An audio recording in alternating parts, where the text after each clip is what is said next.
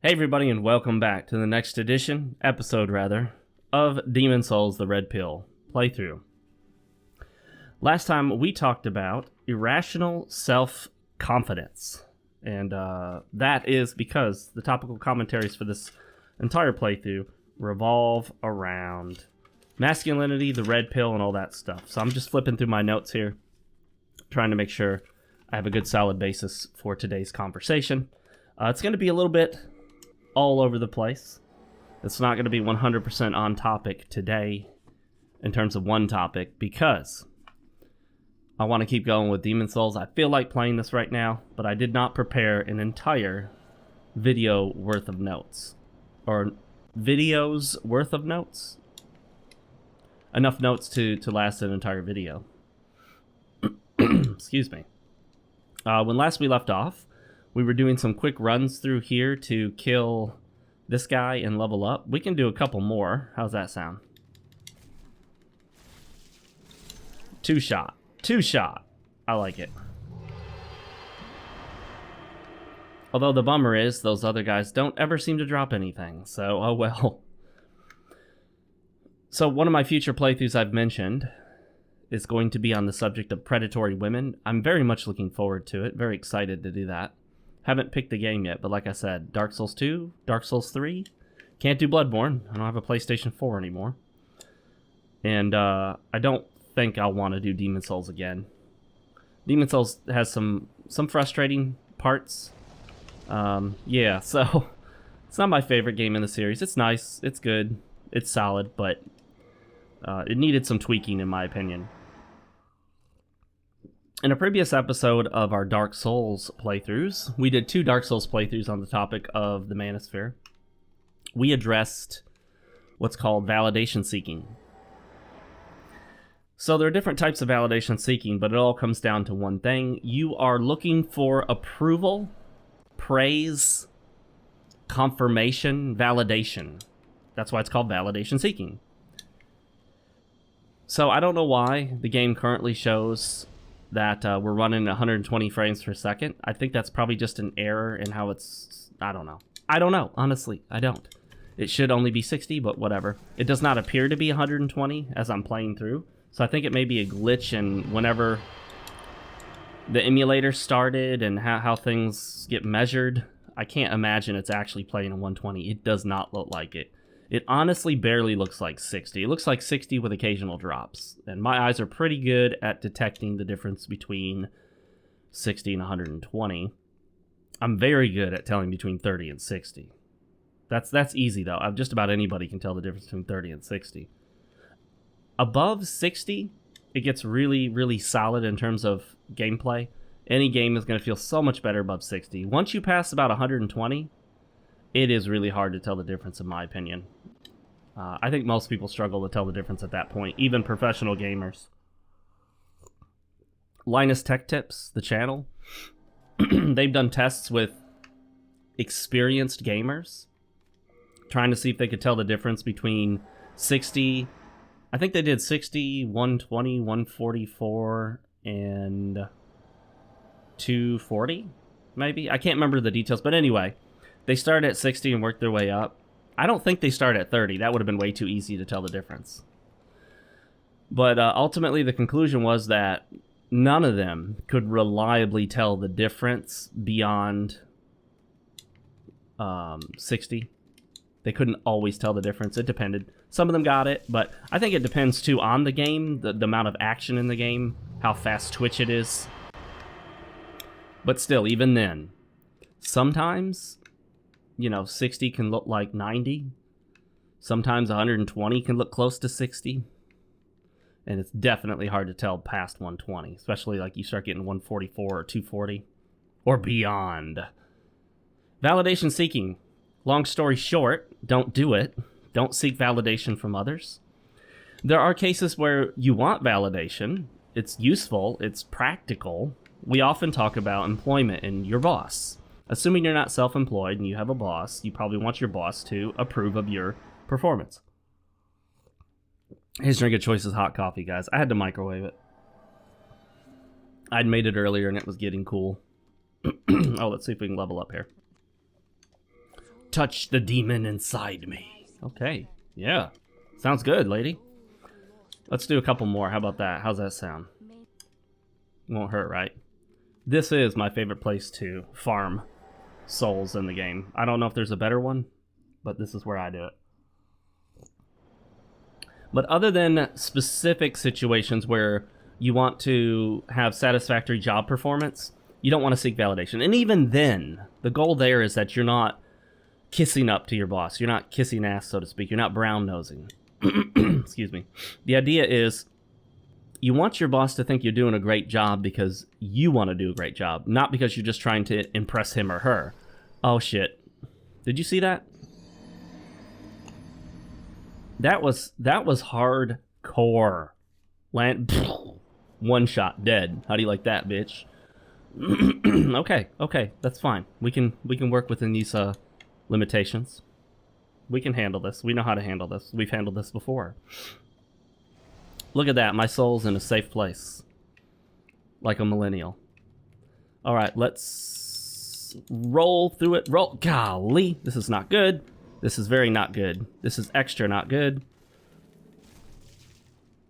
Oh, come on. And the shitty lock-on didn't work. I'm just like frantically clicking the lock-on button. And as I'm walking away from my target, it flips me the fuck around and locks onto the guy behind me instead of the guy right in front of me. Well done, FromSoft. Well done. I think lock-on should always favor who you're facing, given that they're relatively close to you. Now, granted, if you're facing an enemy who's 200 feet away in the game, yeah, okay, maybe not that, but, you know. And that roll. No matter how hard I spam that button, it just does not want to reliably roll. There we go. We lost nothing.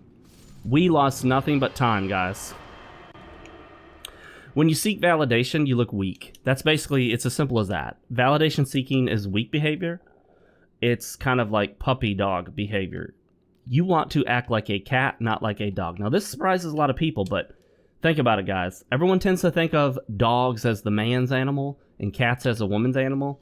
Realistically, both men and women have cats in roughly equal numbers, but when it comes to the animal itself, which one is more like a man? Not the dog. It's the cat. See, the cat is an independent creature. The cat is semi-wild. The cat has some rough edges. Excuse me. Still getting over whatever I had before, some cold flu. Who knows what it was. Not the flu. But anyway, the cat doesn't give an F, wants to do its own thing, doesn't want to be told what to do, doesn't want to jump through hoops. The cat has its own curiosity, wants to pursue its own goals and ambitions. Cats don't care. They want to do their own thing. They're very strong and independent. And they do not want to be manhandled. They'll fight. Dogs, on the other hand, tend to be very loyal, passive, and submissive. They'll obey, do what they're told. They'll want to perform. What the hell is going on?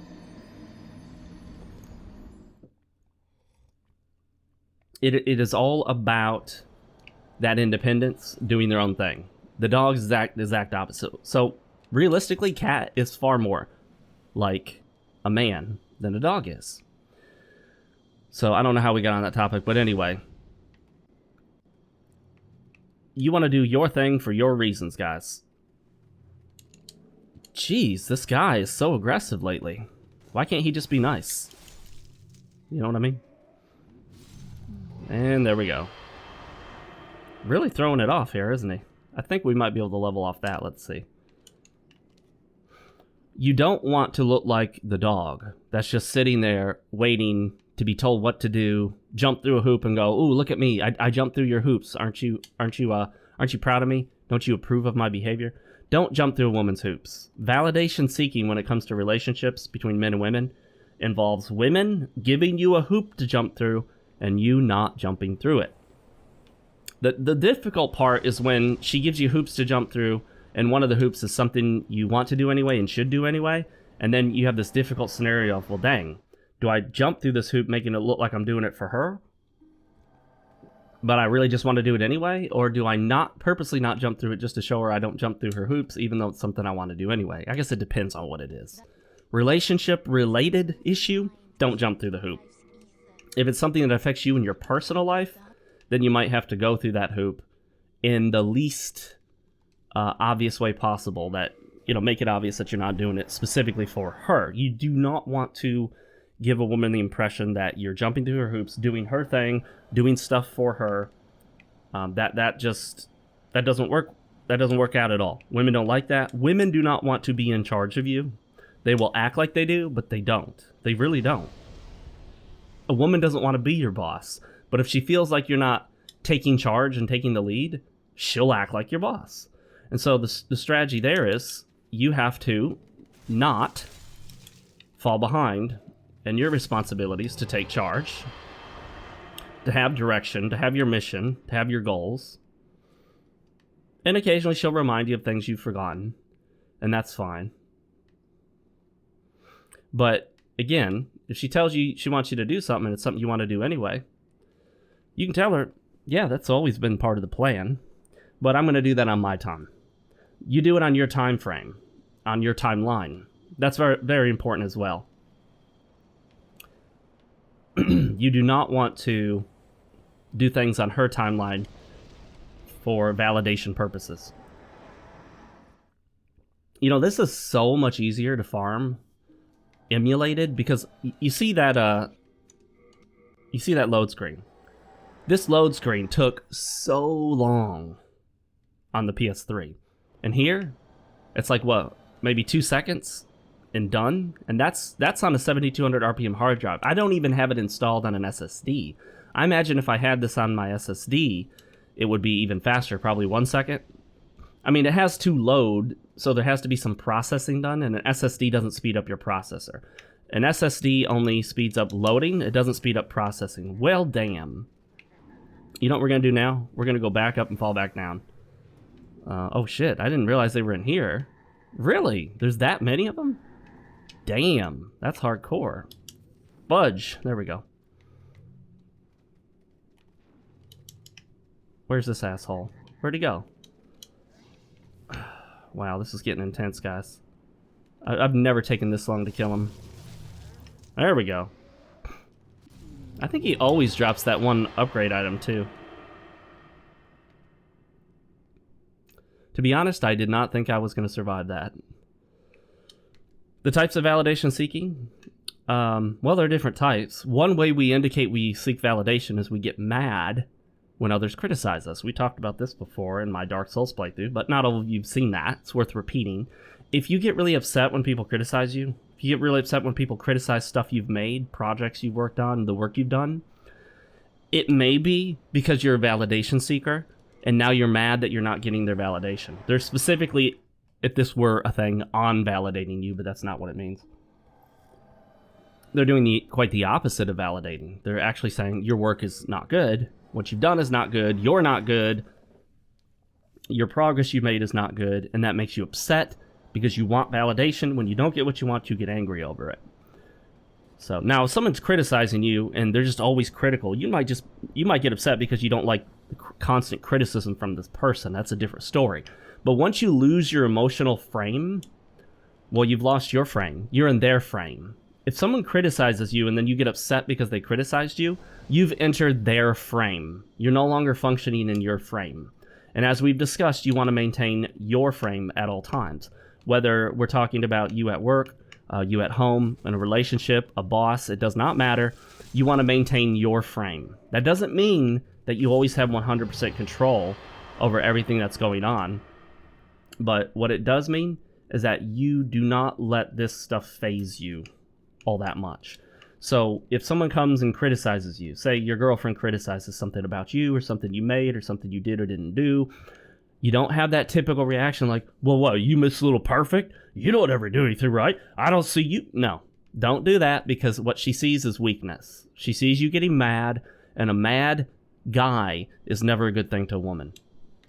Ryan Stone, his name is R-I-A-N, Stone, just like that sounds. Ryan Stone on YouTube, he talked about how women tend to see just one thing, angry man, and all they know is angry man bad.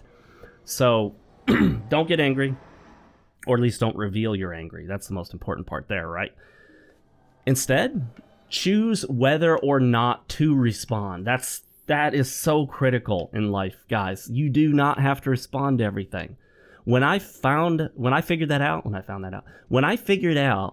that I don't have to respond to everything, it blew my mind. It opened my mind up to a whole new world.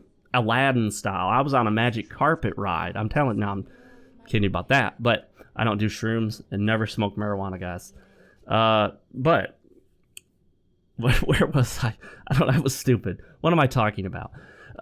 Yes, I remember now. Let's get some endurance. Why not, right, guys? 3 more points into endurance and equip. We don't need more equipment burden necessarily, but you know, whatever. Let's dump some stuff off here. Once you realize you don't have to respond to everything, you really don't. So when somebody says something to you that makes you upset, that's okay. You don't have to respond. You don't have to say okay or no or yes or, you know, whatever. Let's get rid of some of that so we're not weighed down by stuff we don't need to be weighed down by. You can choose to have no response. Now, I know that blows your mind, doesn't it? Tell me that doesn't blow your mind. Like, some of you probably never even considered the possibility that you could just go, wait a minute. I don't like what they're saying, and I don't have to respond to it. Uh-oh. That is the first time I've ever had Demon Souls crash on me. We will reconnect as soon as I can get it up and running again. See you in just a second. Hey, everybody, and welcome back to the second part of episode 9, because we crashed. Anyway, here we are. Let's see what was the last thing that got saved. Well, okay, actually, it looks like it saved right before the crash. We got our levels, we got everything repaired. Let's get another level. How about that, guys? This is not the most exciting thing to watch, but it's so exciting to listen to, isn't it? You could subscribe to YouTube Premium and just watch this in audio-only mode like it's a podcast. Validation seeking. Not sure exactly where we left off, even though it's only been a couple minutes of me getting everything back up and running. But one way we seek validation rather, is by changing our views or beliefs to try to fit those that we're seeking the validation from or of. And one way that we do that, it could be religious. And, you know, a lot of people think when we talk about our beliefs and our values, we're talking just religion. Well, not necessarily, no. It could go way beyond, not beyond that, but it could go outside of that, definitely. I'm not talking about your most critical beliefs, whether you believe in heaven or hell or if there's a God, although some people may change that to seek validation. I'm talking about beliefs on, for example, abortion. You might get with this chick and you're like, wow, this girl's awesome. You really like her. You don't see anything terribly wrong with her. She's passing a lot of the red flag tests. She's not flawless, but you're like, okay, you know, this is doable.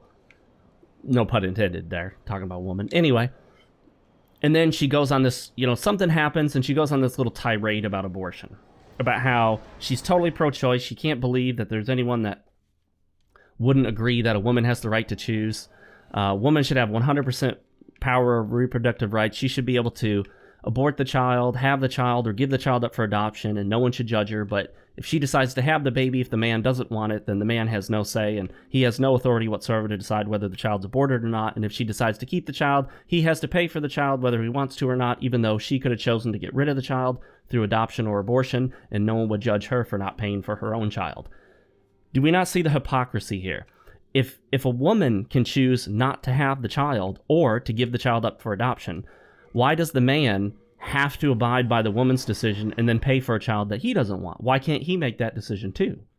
Why is it 100% her decision?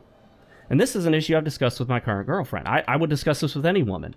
And I would say, look, I'm going to tell you, it's not fair. I don't think it's appropriate. And no, I don't think women should have 100% reproductive rights. You have a baby, or if you get pregnant, that's a two-parter. That's a tango right there. It takes two to tango. It takes two to have a baby. So why would it only take one to decide what happens to this child or future child, whatever you want to call it? I don't care. Fetus.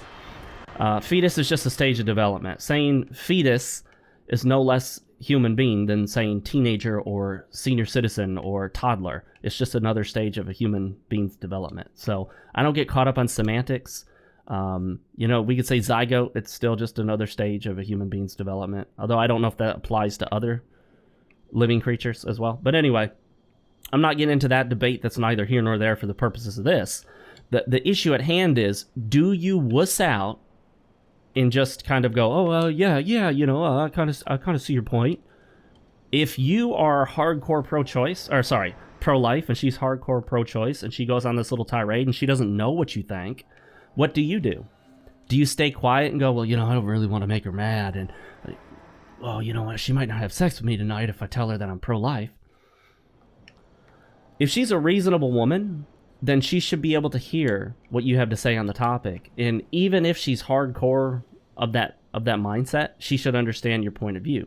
I don't think any reasonable woman should disagree that it is not fair nor appropriate that a woman has 100% rights in this area and men have 0.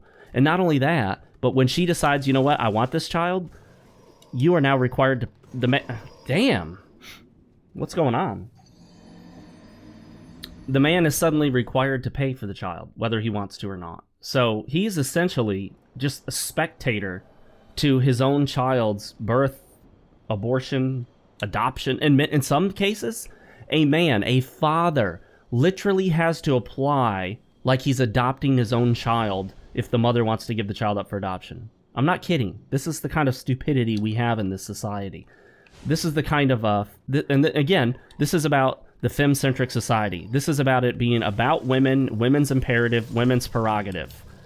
Because when it comes to reproductive rights, despite what feminists will tell you and the hardcore pro-choice lobbyists will tell you, women have near 100% control over reproduction. Near 100%. The only thing a man has control over is whether or not he puts his semen inside of her. That's the only thing a man has control over.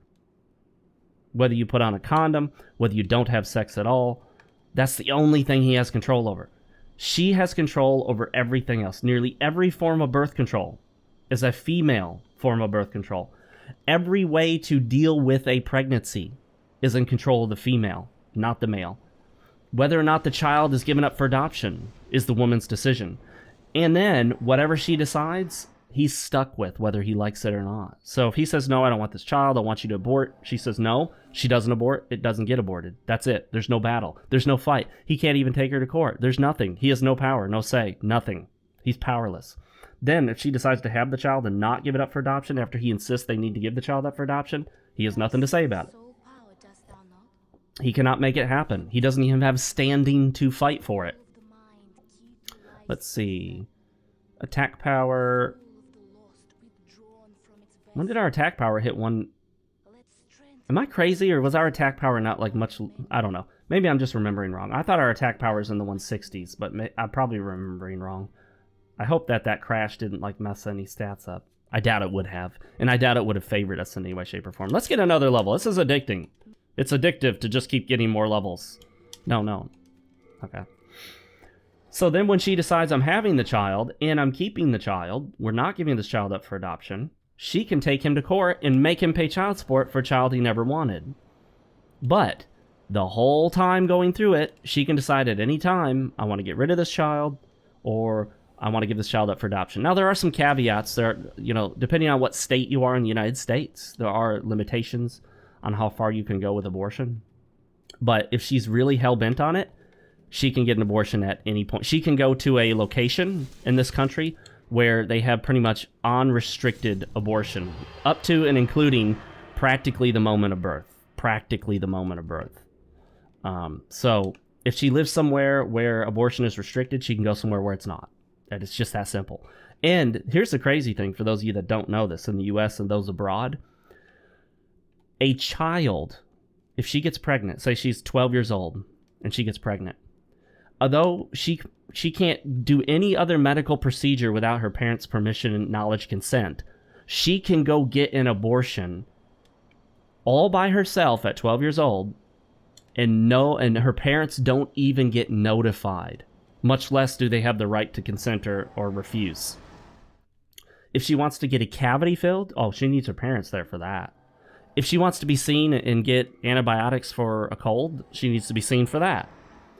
If they want to look at her foot because maybe there's a wart on it, she needs the parents there to be seen for that. They need to give consent. But an abortion requires zero consent. Isn't that interesting? Again, this is all about the feminine imperative, the female dominant social order, in which the goal is to give women 100% power. That is the goal, and that's what's being done. That's why the pro-choice lobbyists don't want any restriction whatsoever. I mean, they're literally at the point where if the child is just born, go ahead and still kill the child right after being born. I mean, that's literally what some of them argue. I've seen it on Twitter. They want 100% power over this. And again, this goes back to something we haven't addressed in full yet, which we will, is that society, for the most part, not in every single facet, but society for the most part is female dominant. We follow an inherent, unspoken, unwritten, unchallenged female dominant social order. The feminine imperative, as Rollo Tomasi talks about in his book. Required reading for this, guys. The Rational Male. You'll see that, like, the very concept of marriage is a feminine imperative. It doesn't help men in any way, shape, or form. It is a detriment to men to get married, or even to act in a married fashion without the government document. There's no benefit to a man. There's all downside. The benefit is to the woman. So the whole family structure that we've built, the benefit is to the woman, not to the man. Let's see, what do we want here? You want more health? Do we want more intelligence? Do we want more dexterity? We want more of everything. Well, not everything. We're focusing on vitality, endurance, strength, and dexterity. Strength over dexterity. You know, I remember when people would get mad at me when I'd play Dark Souls, and I would favor endurance, and I would actually end up with a stamina bar longer than the health bar. And people would be like, why is your stamina bar longer than your health bar? They couldn't comprehend that. You know, I didn't take enough damage in that game typically to warrant getting more health, so it became more worthwhile to me and more efficient, more effective to just get more health. I love how he falls down, and then when it registers him as dead, like his body just flies up in the air like somebody kicked it. That happens on its own. That's not me. That's the Havoc engine just doing its own thing, I guess. So when you seek validation, you're the type that can't say no. You'll be at work. You are overloaded with work. You have like 12 hours of work to do in this 8-hour day. You know that going in. And even if you tell yourself you're not going to take on anything else, guess what you do? Yep, you take on more because someone comes up and is like, hey, Jim, man, dude, I'm sorry, you know, I got to go to this doctor's appointment. Do you mind handling my calls for me? Or do you mind responding to these emails? Or do you mind, you know, knocking out my orders for me? And you know you should say no. You know you can't handle it, but you're like, yeah, sure. Yeah, I got it. Because you don't want to say no.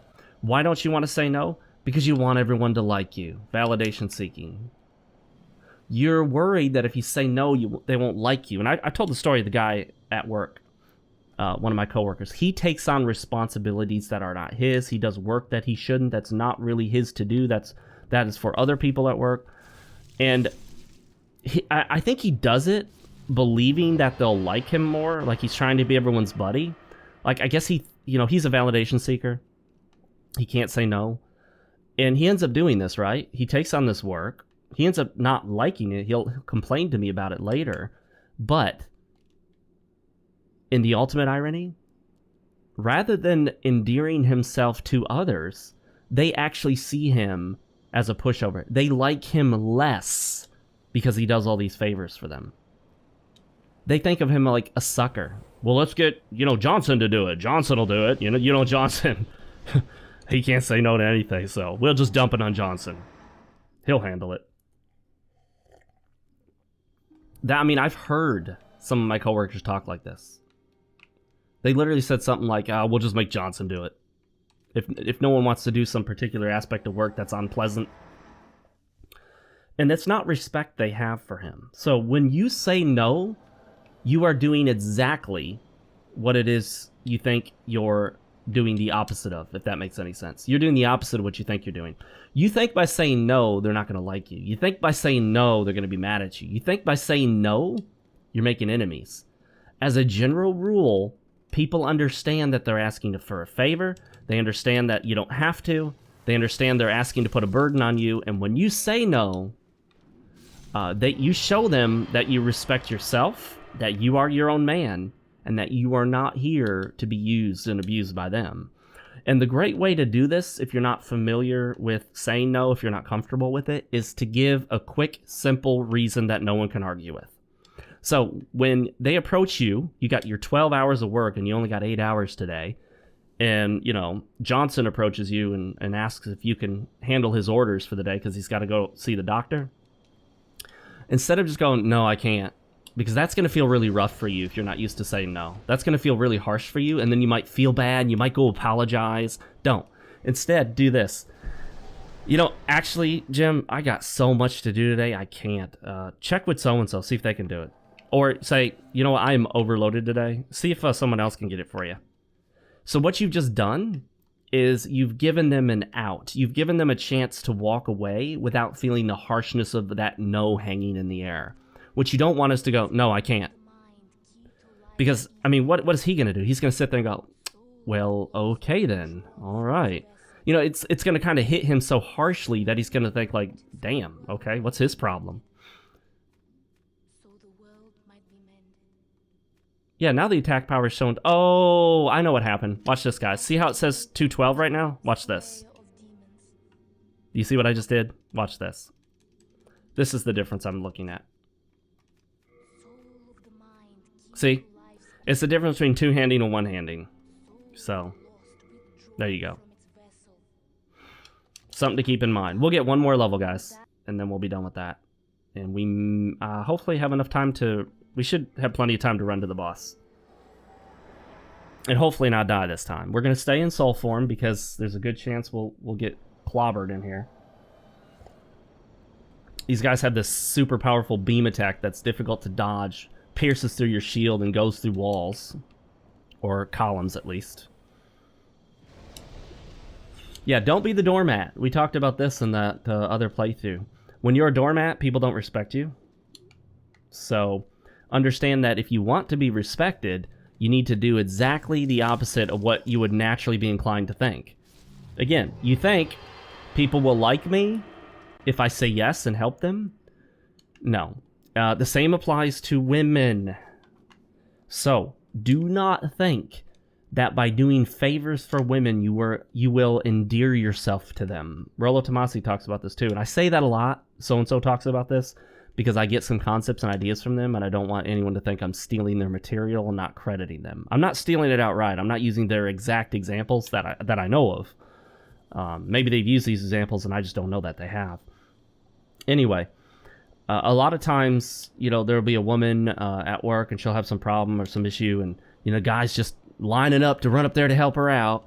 She does not think, oh, wow, what an awesome guy. He's amazing. I should date him. No. She, in her mind, in the back of her mind, whether she actively thinks this or just her kind of more basic primal part of her thinks this, she thinks, well, this is one of those guys. He's kind of a sucker. He'll do whatever I want. He's a sucker for a pretty face, and I have a pretty face, and he'll do this for me. She will see you as a sucker. Who is she more likely to actually want to date at work? The guy who won't do shit for her. When she comes up to, you know, Lance... at his desk and is like, hey Lance, hey, you look like you're big shit. Could you would you mind carrying this for me? Lance is like, oh, I got a lot of stuff I'm doing right now, Jenny, sorry. Maybe one of the other guys can help you with it. She is instantly gonna, at first she might think, well, wow, what a jerk. And then she'll think, well, in her mind, in her primal part of her brain, she is thinking, he's a higher value man because he's not jumping at the chance to do me a favor to try to get in good with me.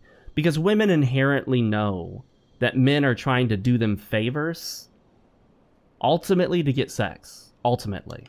Because you could say, well, it's not specifically to get sex, Fox. It's just to get to know her and have a relationship. Yeah, well, where does that lead? What do you eventually do? Come on, we all know that. That is ultimately the reason most men are seeking a relationship. Now, these men will tell themselves, oh no, it's for me, it's for the companionship and, you know, for the But yeah, of course, that's an aspect of it, but the primal drive is always the same, whether you want to admit it or not. And a lot of guys don't want to admit that because they think of that as dirty or bad. And why is it that the primal drive for intimacy, we'll say that to try to avoid being flagged here, SEX, why is that primal drive kind of seen as a bad thing in our society? Well, let me tell you why.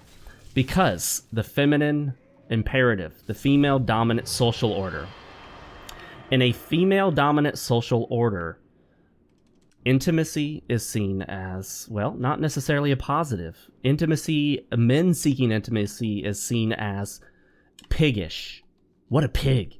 What a pervert, right? When you have natural, normal, everyday, regular, every guy desire, you're a pig and a pervert and a sicko. And, all that stuff, because the idea is in a feminine imperative or a female dominant social order, women need to control men's biological urges. Not the other way around. Men should not be able to control women's biological urges. Women should be able to control men's. And so one of the ways they try to do that is through the law. You notice that a lot of the way that sex crimes are written favors women. Some of them mention the terms like this is going to be PG-13, guys. Did I say one more level or two? I thought I said two. We're going for another one. A lot of them talk about penetration and require penetration for certain crimes. The problem with that is if a woman, we'll use some careful language here because I don't want to get too many flags on this video. If a woman intimately assaults a man, which does happen. Yes, it does, guys. It does. Oftentimes, even if the police are willing to help you, even if the police are willing to recognize what happened, that yes, she did commit a crime. Yes, she did assault you. Yes, it was unwanted, intimate contact. Or you were out, you were sleeping, or whatever. Even if they want to help you, they'll read the law and they'll go, well, just this law says there has to be penetration, or the law is written in such a way that it really favors the woman. It favors the way men approach women, not the way women approach men. So it is often difficult to get women for these crimes because the laws aren't written for men. They're written for women. Same thing, all family law. Most intimate assault laws are written for women. Most family court laws are written for the benefit of women. And it's not always obvious, guys. The benefit to women is either direct or indirect. Alimony isn't written specifically with women in it. It doesn't say specifically the man shall pay the woman. But alimony was written at a time when it was well known that in the vast majority, 95% or more of marriages, men would be paying it. And it was known by everyone. Now that we're getting closer to the other way around, where women are earning more, what you're going to see is judges just not awarding alimony to the man. The man won't get the alimony that the woman would have gotten. This happens all the time. Ask men. Men will divorce a woman who made twice as much as them and get nothing for alimony. And the judge's justification will be, well, you make enough money to be fine on your own. Well, that's not what the judge said last time he ruled on a case that was similar where the man was making twice the woman. Alimony was given. And there's always reasons to justify. Well, she has children. Well, that's what child support is for. Alimony is not for child support. Alimony is not child support. I think alimony should be completely 100% illegal. I don't think either person should just pay the other because they were married. I think that's a ridiculous notion. I think it's a sexist notion. I think it's absurd. The very idea that when you split up from somebody, that one party should be forced to pay the other just because is so far outside the realm of what I think is reasonable that I think you have to be practically insane to support it. The only way you'd support that is if you knew the advantage will go to you, as has traditionally been the case with women. They knew the advantage would go to them, so they got these laws passed. Now you probably think, well, wait a minute, Fox, the politicians were mostly male who voted for these, who put these laws into effect. Yes, men acting on behalf of women in a female-dominant social order, in a feminine imperative, who are responding to the demands and lobbyists from you know, domestic violence organizations, which are really just pro-women groups, women's groups, lawyers who know that they can get money for their clients, and by getting that more money, the clients can pay them more. If you can get more child support out of a man and more alimony out of a man, then you can, even post-divorce, continue to represent that woman. She can pay you with that alimony and child support if you're a lawyer, and then you can continue to fight for higher alimony, higher child support, him to have even less custody. They want to reduce his 4 days a month, even less, you know? So there's all of that to consider. There's a lot of money to be made in the female dominant social order. A lot of money.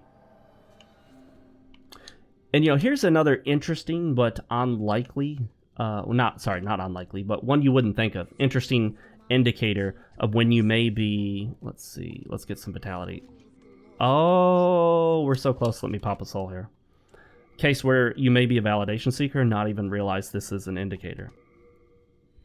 And that is when you passively and quietly accept poor or improper service. So this would include, you're at a restaurant, you order your steak, let's say you order your steak well done, okay? We're not going to have an argument about steak, but anyway, you order your steak well done, you get it, it's pink on the inside, right? You cut into it, it's pink. Someone at the table is like, oh, you should tell them to take that back. That person is not a huge validation seeker, at least not in that way, because them saying to send it back is exactly what you should do. Now, you, on the other hand, if you're a validation seeker, you're gonna say, oh, well, no, I don't want to, it's fine. You don't want to inconvenience the waitress. You don't want the cook to know he screwed up. You're concerned about how others feel when they messed up and inconvenienced you. But what are you doing? Here you are, worried about making others feel bad that they did something to inconvenience you. You're the, you know, supposed victim of this scenario. So, of course, you shouldn't have any problem whatsoever with sending it back. I mean, you didn't order that, and they screwed it up. So you should be able to get what you ordered. And yet, you're going to sit there worried. Oh, what terrible timing on my... Golly. What an asshole. You see this douche not? What the fuck? Come on. You see that bullshit? That is some serious bullshit right there. Alright, let's try this again. Take two.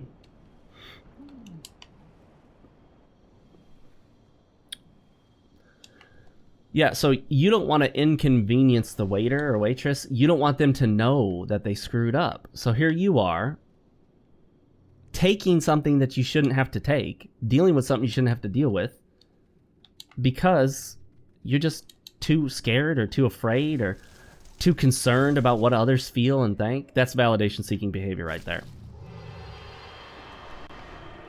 You don't want to point out someone else's flaw or failure because you're worried about them. And so you will take a loss. You will suffer when you shouldn't. Interesting, isn't it? How that works.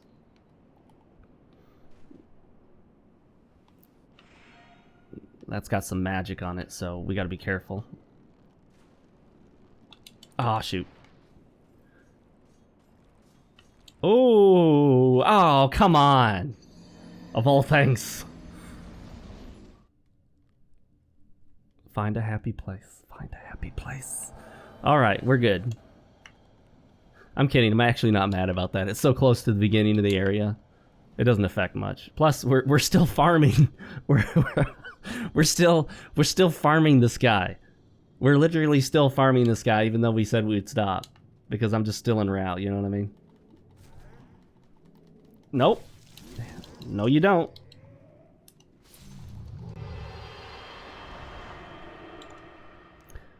Another validation-seeking behavior is when you pretend to be interested in something that you're not, because you don't want the other person to know you're not interested, and you don't want the other person to think they're boring. Now, granted, if you're just doing this a little bit at a party because you don't know somebody and you don't want to cause any problems, or you just, I don't know, you just don't care enough to... That's different. I mean, we're not talking about some minor little situation here, right? What we're... Oh, you fucking asshole. I forgot I don't have the thief ring on now. Jeez. This is going to be some serious bullshit right here, isn't it? Yeah, this is going to be bullshit upon bullshit upon bullshit. Notice these spears they shoot just curve towards you. They're like magic fucking homing spears. Watch this guy. Okay, watch this. See I'm standing right here? Oh, he's just firing off into nowhere. What an idiot. Come on. Do your thing, you dipshit. So, fired right there, right? Whoa! Do you see that thing curve? That's bullshit. Admit it. You know that's bullshit. Get up there. Oh, you fucking asshole. Golly. Golly. This is what I'm talking about with the bullshit in this game. You know, that weapon is not touching me. It gives no visual indication it's even close to me. And then I got these assholes hitting me from behind, and this asshole shooting me from down there. Just, it's ridiculous. I'm not really sure what they intend for you to fucking do here. You see what I'm saying? It's like, you know, yeah, that's great. Yeah, is it difficult? Sure. I mean, but what the hell? What are you supposed to do? Just take excessive amount of damage or find some ridiculous little methodology of trying to dodge and void everything and put on a thief ring and do this and do that and change your gear setup. And I just don't like the idea of having to change my gear setup because the game's pulling all these shitty tactics. You know what I mean?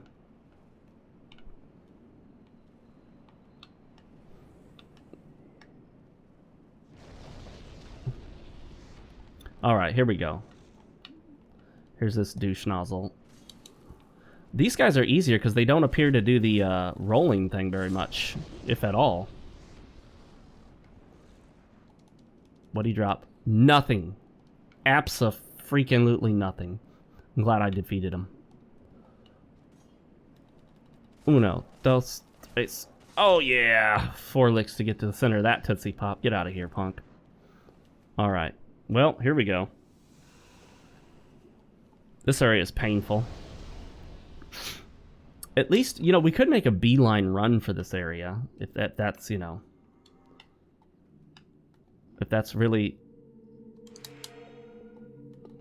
something we think might work in the future. That's a lot of damage they take, too. Damn.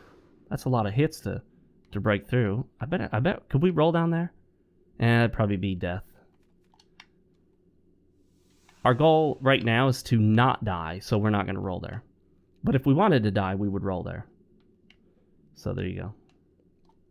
And they're also on this narrow platform, so it's like really difficult to get around them. Oh, I can't believe I rolled through that. Oh, shit. Oh, shit. Well, thanks, asshole. I think it'll come through this wall, won't it? Yeah, whatever. Let's just go down. Wait, what's this? Aha! Already. We got lucky.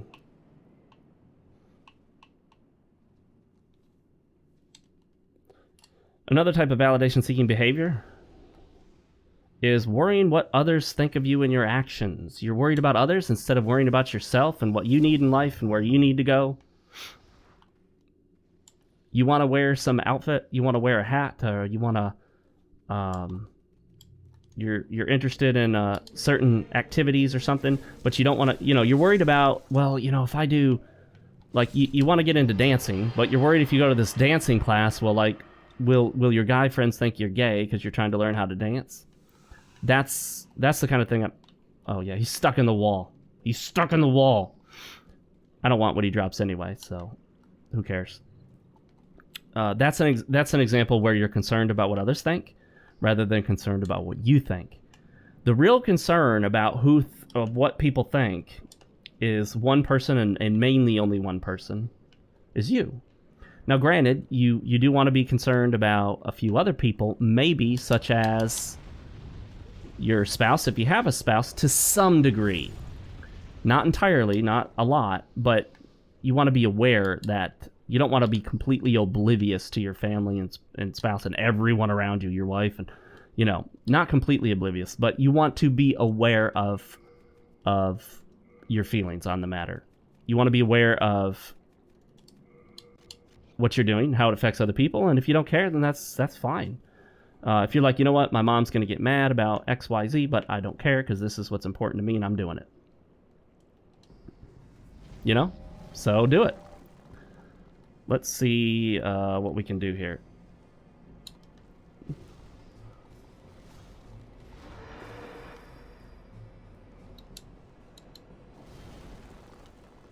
Oh yeah, here we go. I don't know the safe time to hit him, honestly. I know there's a safer time to hit him.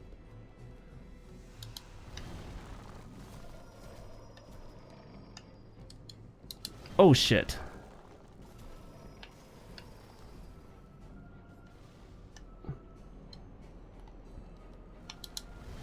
I can't believe I could roll through that just that easily.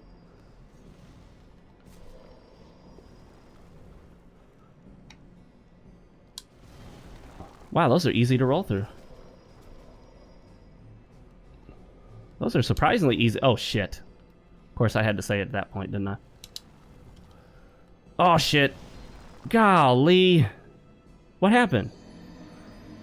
I'm fucking spamming the button to heal, and my character just sits there like a dumbass. I swear, something about these Souls games. The controls just fucking fall to shit right in the moment you need them most. You just, here, X, spamming the X button, nothing, no reaction, nothing. Just sits there like a fucking idiot. In Dark Souls, it's that fucking input lag bug that gets you every fucking time. You almost never encounter it if you have a shield, or I mean, sorry, if you don't have a shield. It's when you're holding up a shield and hitting the R1 button that it decides, oh yeah, let's queue up an extra R1, and we'll have that R1 initiate when you let go of the shield button. Because that fucking makes sense. Obviously not, okay? But, you know, that's the problem when you have such precise fucking controls. Okay, yeah. Yep. Ah, shit. Not even worried about the souls I'm losing, just the... Man. That's the thing about these games. The controls work great until you're just right in the thick of it, and you need them to have that accuracy that you thought they did until you realize, nope, they're fucking garbage sometimes. R1, oh, look, I'm fucking doing the push attack. That's not what I want, but I'm glad I did that little push attack, so now I'm gonna die because I did a push attack instead of the other attack that I actually wanted to do. Welcome to the Souls series. In all the iterations of Dark Souls that they have, including the remastered, that fucking input lag bug is still there in full force. Haven't even fucking fixed a thing about it. 100% broken, just like it was from day one. Good job, FromSoft. Good job. Well done. Throw that shit out of the way.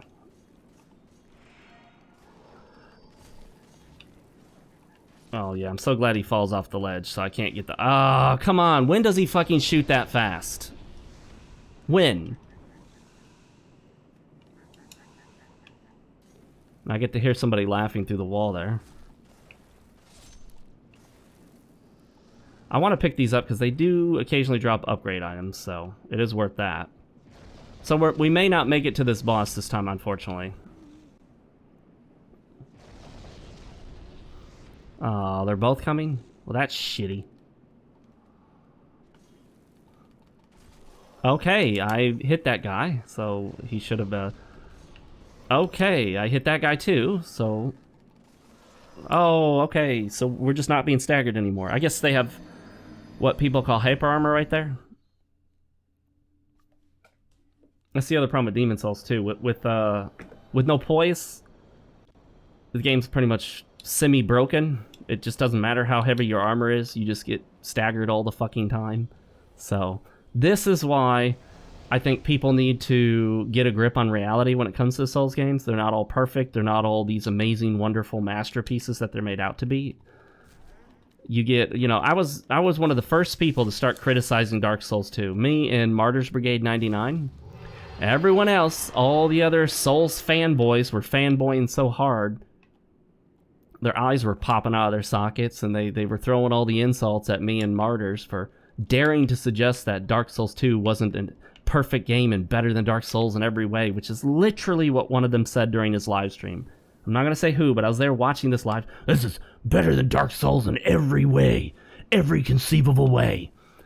And then later on, well, yeah, it's kind of a shitty game, and it's got a lot of problems, and... oh, okay. So we went from better in every way to kind of a shitty game. The hype train, guys. Don't ever get on it. I remember before Dark Souls came out, I was warning people. Dark Souls 2, that is, sorry. Be careful. You know, these games aren't perfect. They can fuck these things up, and they do. And they did.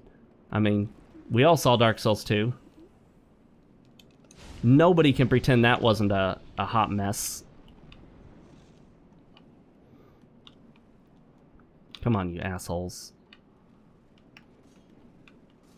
Oh, shit. I rolled forward, but for some reason, pushing the analog stick forward and hitting the roll button rolled to the side, so... it's got to be something about the way the enemy moves when you're locked on. It just changes the direction of... You know, the cardinal directions change. North becomes west, I guess. Assuming that direction I was going was north. We are not going to make it to the boss at this rate, guys. I'm sorry. I wasted too much time leveling up.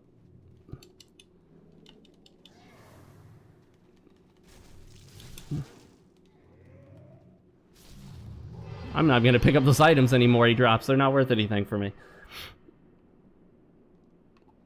But you know, honestly, and as crazy as this sounds, I think that whole Dark Souls 2 debacle of people thinking it was some perfect, awesome, amazing game, a lot of that was based on validation seeking. These were people all looking to validate each other's fucking opinions. My God, that is garbage. That is some fucking garbage game design right there. I don't know how you're supposed to get in there. I can't get him from a distance because this weapon hits me outside of its physical range. Oh, you seeing this shit? No, nothing's touching me except for that spear. It is literally not coming within range of my character and hitting me. Okay, you seeing this fucking shit. Now they're suddenly above it.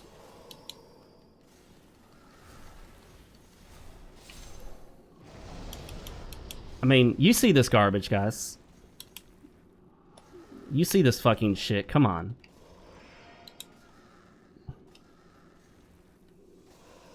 Last second save. I shouldn't have even wasted that grass at this rate. It wasn't worth it. Demon Souls, y'all. Demon Souls. I'm so glad I can waste all of my fucking grass here because of their shitty game design. This is so challenging and rewarding. Being blasted from 6 different angles by the same cheap enemies I've already handled over and over again. That's why I feel like, you know, they learned so much moving to Dark Souls from Demon Souls. Like some of the mistakes they made in Demon Souls. And then it was just like a total utter failure to understand anything that they learned with when it came to Dark Souls 2. Like they just regressed. And of course, that's probably because Tony Moore was in charge of Dark Souls 2. Oh, now we're getting staggered. Okay, well, we weren't getting staggered when there were 2 of them. And for some reason, as I'm hitting him, my character is gently rolling off to his side. Because, I don't know, that fucking makes sense, right, guys? You just roll off to the side of a character as you hit him from the front. And there we go. Woo! That mess. Now we gotta go through this gauntlet of nonsense. Yeah, this area here, utter bullshit. Just got lucky there. This is probably the most bullshit run in Demon Souls. I can't say in a Souls game, definitely not, because you got you have Dark Souls 2.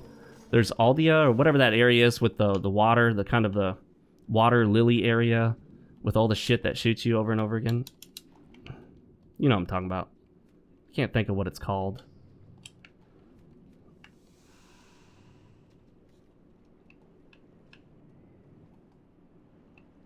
Okay, see, if you look at that right there, that looks like you might be able to survive a jump down, right? And it looks like you could run around and maybe... No, you'll die instantly. Dark Souls has some of that nonsense. There are hitboxes in Dark Souls where even though by looking at the distance you should easily be able to survive the jump, it's an instant death. It's just an instant death because it's a special spot that just instantly kills you, regardless. So there you go.